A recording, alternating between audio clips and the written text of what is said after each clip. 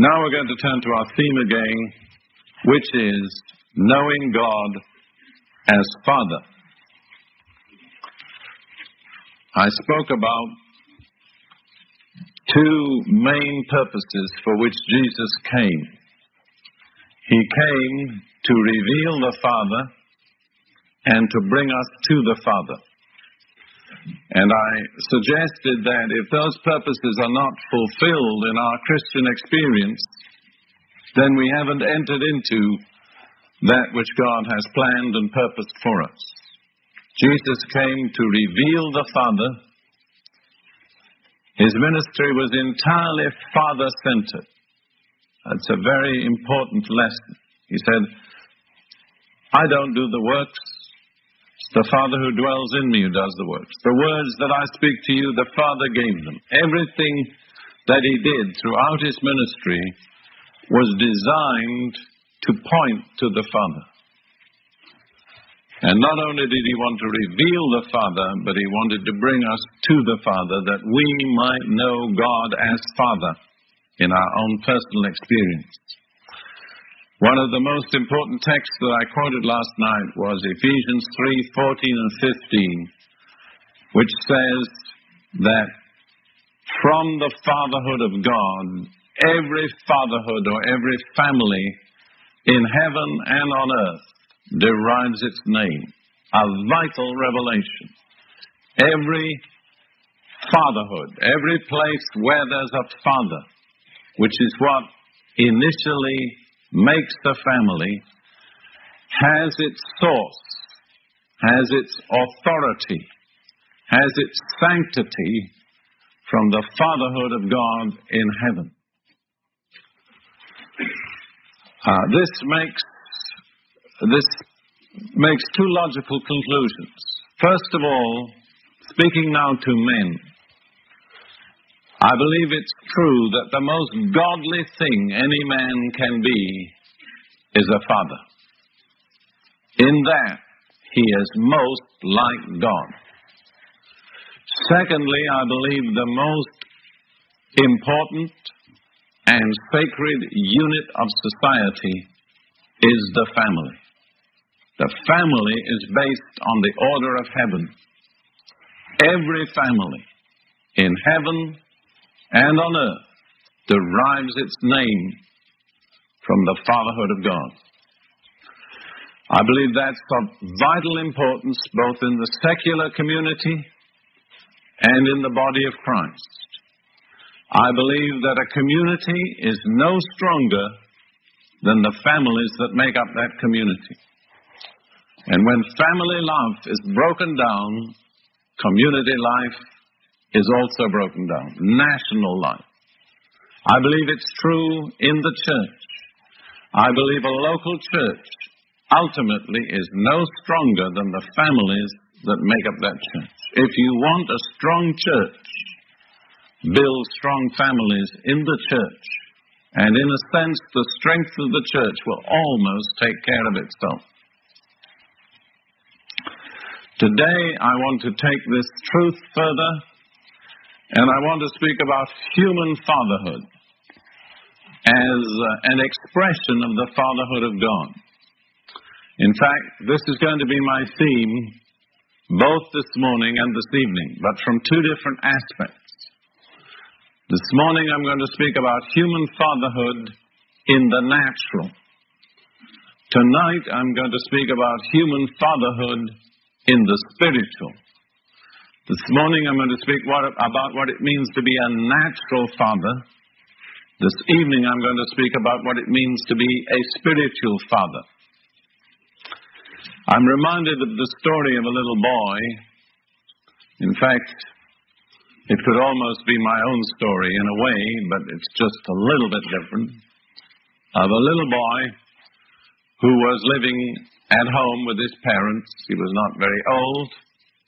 He slept in his own room. And one night there was a tremendous thunderstorm. And he awoke with the thunder and the lightning. And he was scared, so he got out of bed and ran up to his parents' room. And they comforted him and said, "It's all right, son, God is in charge. He'll watch over you. Go back to bed. Well, a little later, he woke up the second time. Same thing happened. He got the same words of comfort. It's all right. He said, God is with us. You can't see him, but God is here. He's watching over us. Just go back to bed. Well, it happened once more. By this time, his parents were losing a good deal of sleep. Came up. They said the same thing. He said, it's all right, son. God is watching over us. He said, that's all right, but I want God with skin on. Well, that's what a human father is. He's God with skin on. If you can accept it, if it doesn't sound out of place to you, he is the representative of God to his family. Almost all people who work with people who have psychological problems and others, most counselors, would agree that almost inevitably a child forms its earliest impressions of what God is like from its father. That's not an accident. God designed it that way. God knows that the childish mind doesn't easily grasp abstract concepts and things that are invisible and intangible. God wants to reveal himself to the family. So, the father, in a very real sense, is God with skin on. Most people that have had problems relating to their father have problems relating to God. Some of you are here this morning. Before this message closes, I'm going to read you a letter of testimony from a young lady which really brings out this point. You probably are not aware how much the picture of your father in your mind and in your memory affects your relationship with God. I would say furthermore, it is difficult, if not impossible, to have a bad relationship with a human father and a good relationship with God. And a bad relationship with your parents will definitely cost you the blessing of God. You may be a Christian, you may speak in tongues, but your life will never really be in order until you have things right with your parents. Honor thy father and mother, that it may be well with thee, and that thou mayest live long on the earth. This is the first commandment with a promise. The first 4 commandments are absolute. They just say, do it, don't do it. The 5th says, do it, and you get a blessing. Don't do it, and you forfeit a blessing. I doubt whether many of you here this morning appreciate fully how important your relationship with your parents, and particularly your father, is. I have known people go through life and die as Christians, but never have it well with them, because they did not have things right with their parents. And actually, it makes no difference whether your parents are living or dead. It's not them we're talking about, it's you, your attitude, your relationship. Let's turn to the scriptures now, and I'm going to lead you through a series of scriptures. The first one is Deuteronomy 32, verse 9.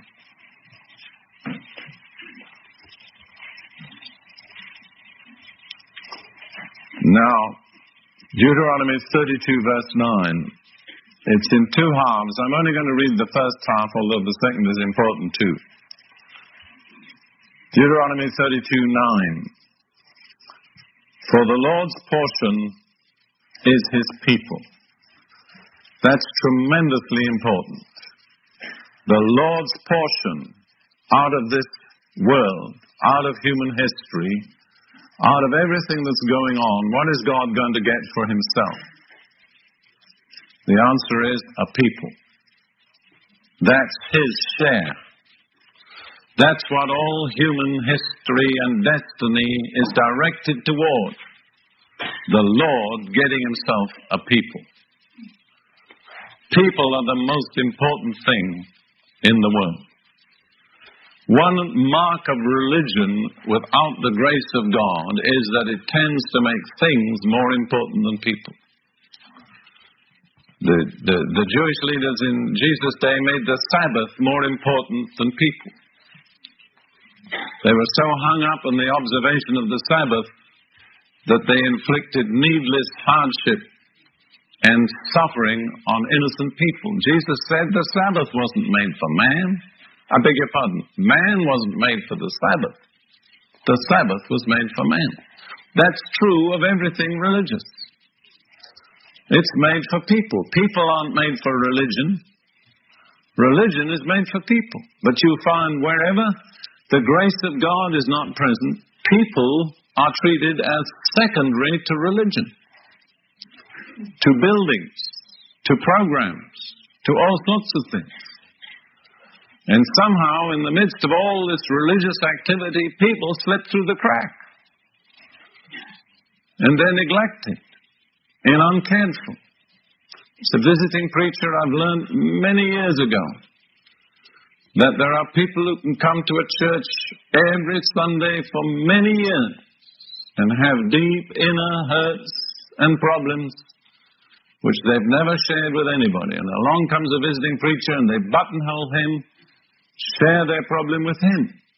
Partly because they're ashamed that anybody that will go on seeing them will know about their problem. But I always have to tell them I'm sympathetic, but I'm just here for a few brief days. I cannot help you. You've got to find somebody on the scene who can continue to help you. And many times they don't. See, many times people come to church, but they never reveal their real selves. That's another feature of religion. Religion tends to make us professional actors. When we walk into church, we put on our mask.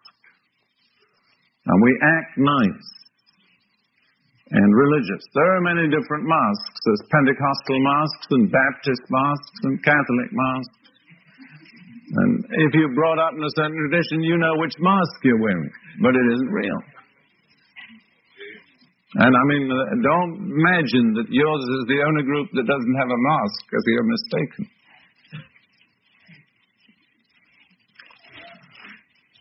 People are the most important thing in life. People are the most important thing in God's estimate. In the Old Covenant, God had Moses build a tabernacle that contains some very marvelous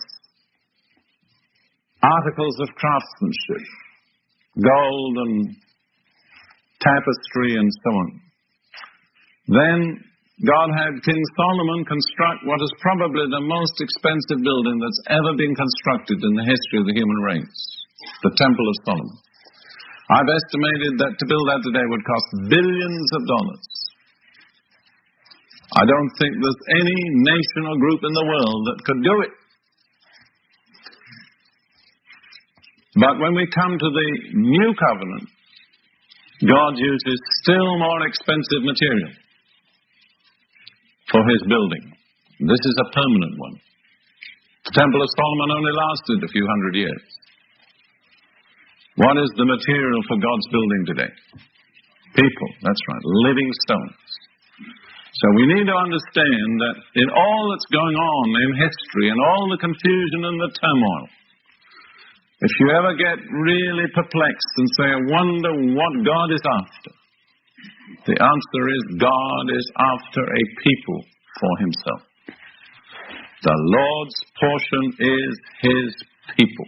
Let's look at the last book of the Bible, Revelation. And in this study, we'll keep coming back to Revelation because we're going to the ultimate purposes of God, which are not fully revealed or fulfilled until the last book, Revelation 21, verse 3. Revelation 21:3. And I heard a loud voice from the throne saying, Behold, the tabernacle of God is among men, and he shall dwell among them, and they shall be his people, and God himself shall be among them. Notice, this is the climax. God has got his people. They shall be his people. All history is working to that climax. Now, what does it take initially to make a people? You shouldn't find it difficult. It takes a father. That's right. That's where a people begin. No father, no people. So, in the very same chapter of Revelation, chapter 21, verse 7, we find these words. He who overcomes shall inherit these things, and I will be his God, and he will be my son. It's that relationship that is the basis of the people. But in Genesis 17, you'll find how God set out to make a people. I just completed writing a book. This is a kind of announcement of it. It isn't yet printed. It's called The Last Word on the Middle East. And it's somewhat interwoven with the theme of people.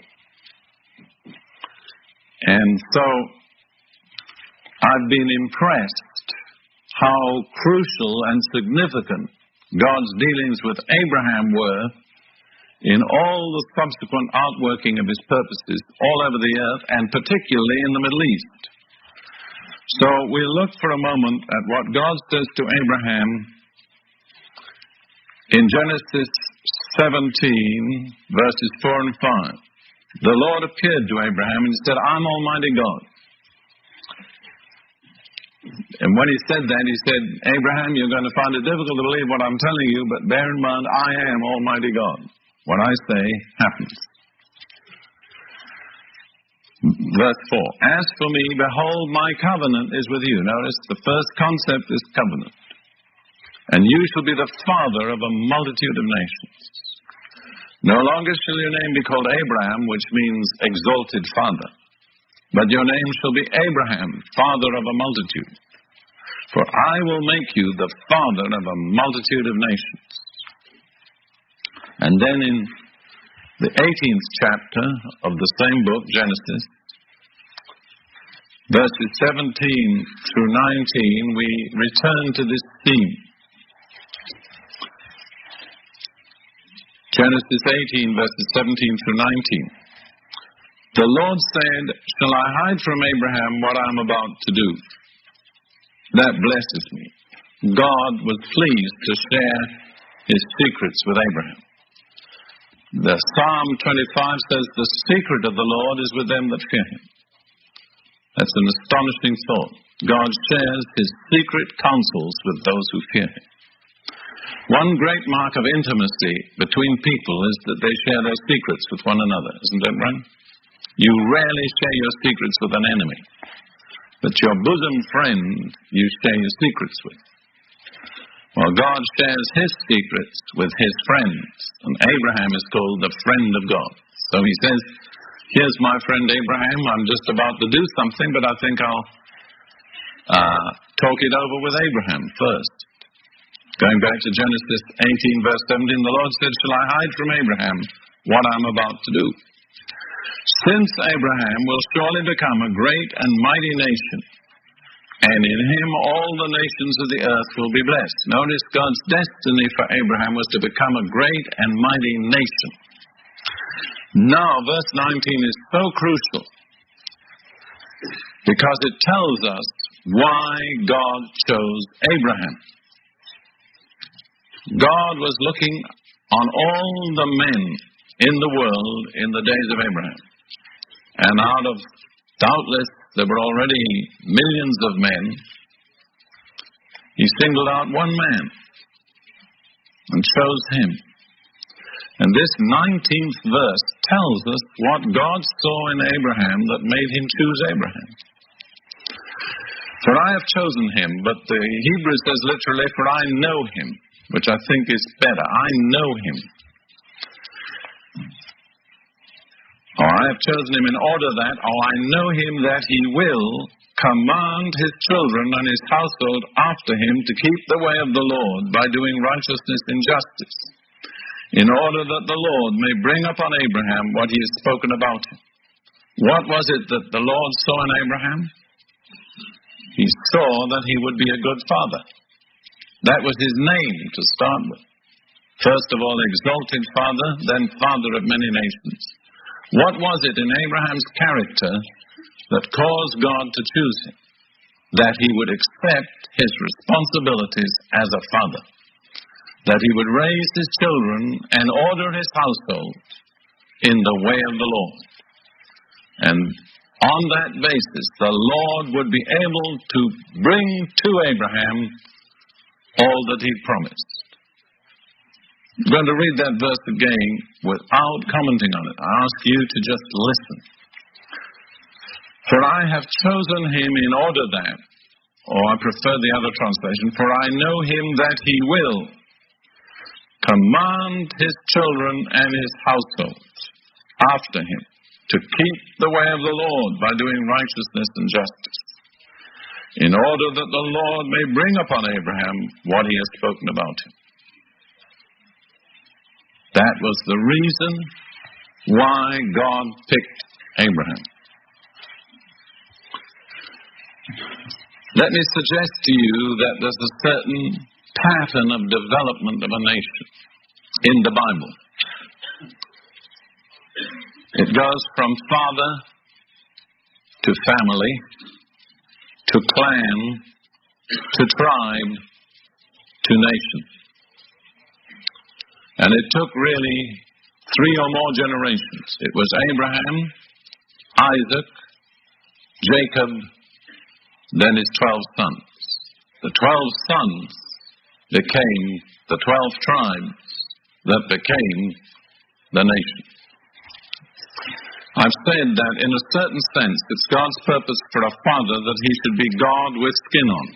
I hope that doesn't sound irreverent to you. You've got to understand that every human father is very much a human and has his weaknesses and his failings and is a sinner and needs to be saved like every other sinner. But in his capacity as a father, it's his responsibility to demonstrate God to his family and to represent God to his family. And where he fails to do that, believe me, there will be problems. I want to suggest to you that in doing this, the father has 3 basic ministries, functions, or responsibilities. And I will list them and then discuss each briefly.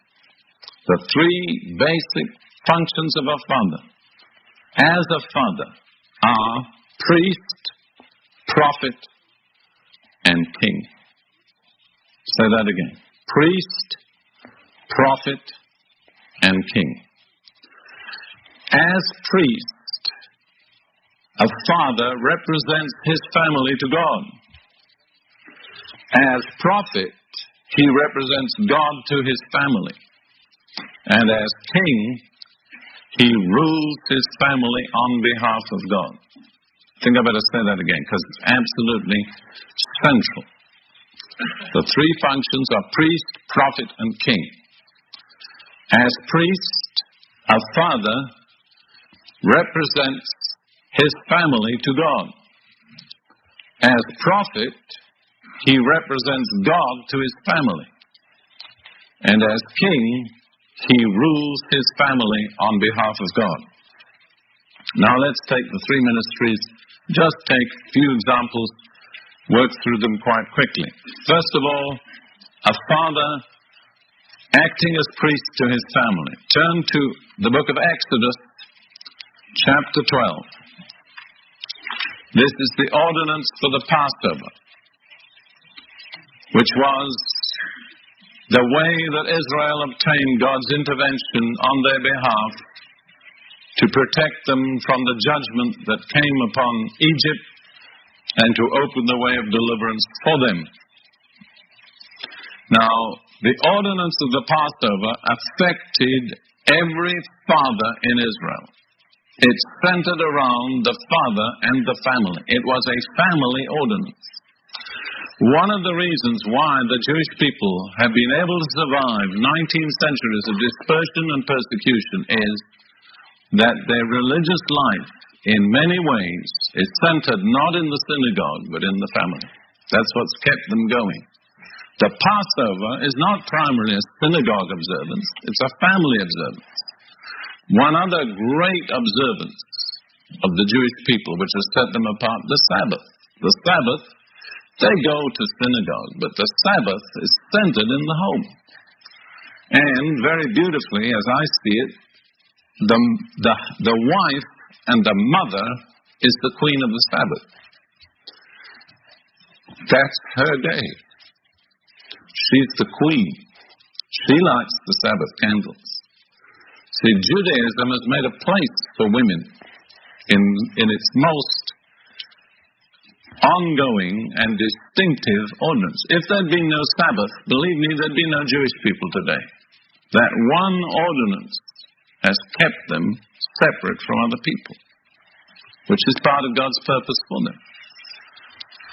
So what I'm saying is, the religious life of the Jewish people, though the synagogue plays an important part and the rabbi is an important person, in many ways the most important person in the religious life of the Jewish people is the father. Still today, you will see in Jerusalem, the Orthodox Jews, the Hasidim, Sabbath morning, the father leads his family to the synagogue. He pushes the youngest child in a stroller. He leads two more by either hand. The mother walks beside him. But it's his responsibility to take his family to the synagogue.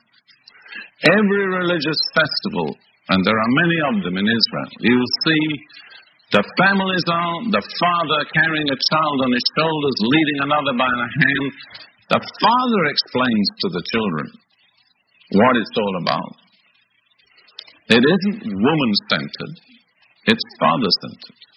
Very different from contemporary Christianity, unfortunately. Now let's look. Exodus 12, verse 3.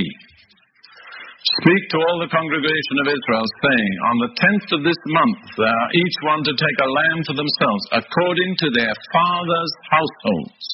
A lamb for each household. Notice, it's a household-centered ordinance, and the father is the key to it. Verse 7. Moreover, they shall take some of the blood and put it on the two doorposts and on the lintel of the houses in which they did. Who put the blood on the house? The father, that's right. That was obtaining protection from God for all his family. He was the priest. If he failed, there was no alternative. No one else had authority to put the blood but the father. And in the 13th verse, the blood shall be a sign for you in the houses where you live. And when I see the blood, I will pass over you. And no plague will befall you to destroy you when I strike the land of Egypt. The safety of every family depended uniquely on the father. If the father didn't fulfill his function, the whole family suffered. Let's look at the story of Job for a moment. Just 2 or 3 verses from the first chapter of Job. Job chapter 1. There was a man in the land of Uz whose name was Job, and that man was blameless, upright, fearing God, and turning away from evil. That's not only just a general statement about Job, it's actually repeated by God when he dialogues with Satan about Job. He uses the same language. Now, one mark of Job's fear of God and of his uprightness was his sense of responsibility for his family. He had 7 sons and 3 daughters. Verse 5. Verse 4. And his sons used to go and hold a feast in the house of each one on his day, and they would send and invite their 3 sisters to eat and drink with them. You see, there was a strong family identity with Job. And the sisters came in with the sons. And it came about when the days of feasting had completed their cycle that Job would send and consecrate them, rising up early in the morning and offering burnt offerings according to the number of them all. For Job said, perhaps my sons have sinned and cursed God in their hearts. Thus Job did continually. Job saw his responsibility to obtain the protection and the mercy of God for all his family. He offered a burnt offering for every son, for every daughter, to ward off the judgment of God on his family. Now, we can't go into the details of the story of Job, which are very interesting, but outside our scope. I'm just saying Job is an example of a father who fulfilled his priestly function. And if you as a father here this morning are beginning to say, I don't think I can do all this, let me suggest to you that if you fulfill your priestly function of prayer, it will enable you to fulfill the other two. But if you miss out the priestly function of prayer, you'll find the other two too much for you. Now let's look at the father as prophet, the one who hears from God, instructs and directs his family. We'll look at the example of Noah. Genesis chapter 6. Genesis 6, verses 7 through 10. The Lord said, I will blot out man whom I have created from the face of the land, from man to animals to creeping things and to birds of the sky. For I am sorry that I have made them. But Noah found favor in the eyes of the Lord.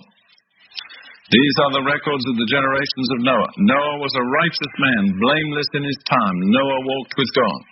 And Noah became the father of 3 sons, Shem, Ham, and Japheth. Notice it says Noah became the father of.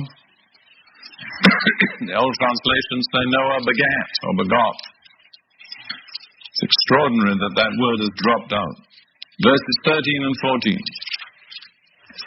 Then God said to Noah, the end of all flesh has come before me, for the earth is filled with violence because of them. Behold, I am about to destroy them with the earth. Make for yourself an ark of gopher wood. You shall make the ark with rooms and shall cover it inside and out with pitch. I'll move on to chapter 7, verse 1. Then the Lord said to Noah, enter the ark, you and all your household, for you alone I have seen to be righteous before me in this time.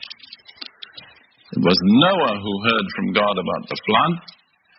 It was Noah who received the instructions for making the ark that would preserve his family, and it was Noah that God commanded to come into the ark with his household. It was Noah's righteousness that covered his family. He said, you alone I have seen righteous in this generation. Come with all your family.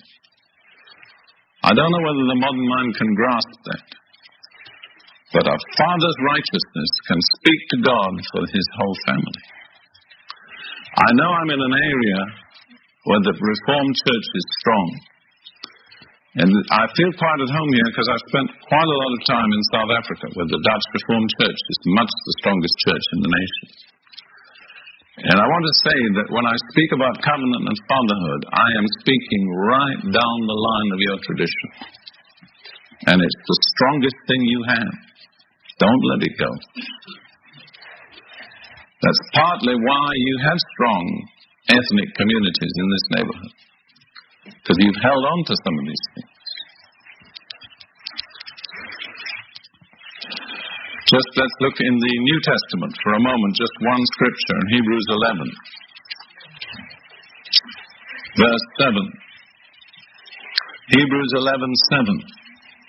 By faith, Noah, being warned by God about things not yet seen, in reverence or in holy fear, prepared an ark for the salvation of his household. He was the prophet. He heard from God. His righteousness covered his household. Now, I want to say that it might well be that God could use a member of the family to speak to the family. But it's the father's responsibility to discern What is the voice of God? My mind goes back to a situation in Jerusalem in 1948, when my first wife and I and our 4 youngest children were in Jewish Jerusalem, and it was besieged by Arabs on all sides. Food and water were running out. And we were deeply committed to Jerusalem. We didn't want to leave, but we felt somehow God was saying, you may have to leave. There was no way open to leave in any case, because the city was besieged. But one day, we knelt down, my wife and I, and the 4 girls. The oldest was 13, the youngest would be about 6. And we asked God to show us if we were to stay in Jerusalem or leave. When we finished praying, Kirsten, who was the second oldest of the girls there, a little Muslim Arab by background, stood up and said very simply, she said, Mama, while we were praying, I saw a road, and it was very narrow, and there was a barrier across it. But she said, while I was looking, an angel came and moved the barrier. And then I saw after that the road got wider and wider. And we had no doubt whatever God had showed us what we were to do. And the angel actually did come and remove what was a barrier that we could not remove. So there's an example, but I just want to say, I was the father. It was my responsibility to discern, but God spoke to us through one of our daughters. But our lives depended on that. This is not a theory that we're talking about. Believe me, there could easily come a time in this nation when your life will depend on hearing from God. Your life and the life of your family.